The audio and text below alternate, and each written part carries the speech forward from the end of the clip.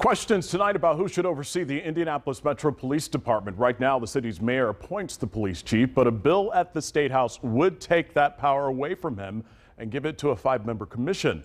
Fox 59's Russ McQuaid is taking a look at the proposal.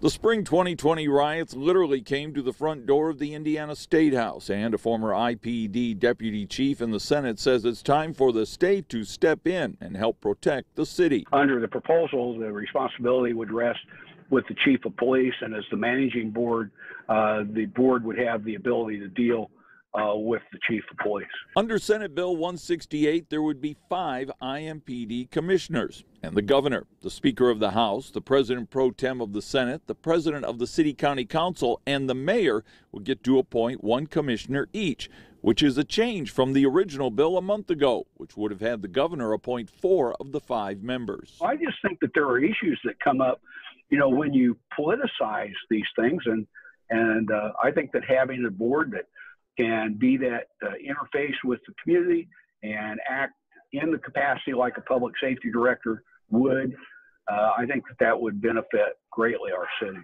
Joe Hogsett got rid of the city's public safety director position when he took office in 2016 and took on responsibility as the self-appointed public safety mayor. Republicans are doing everything that they can to take control little by little away from Democrats in Marion County. And the police IMPD is another extension of that. It's a horrible, horrible message that is being sent by some legislators in the state of Indiana that they don't trust IMPD.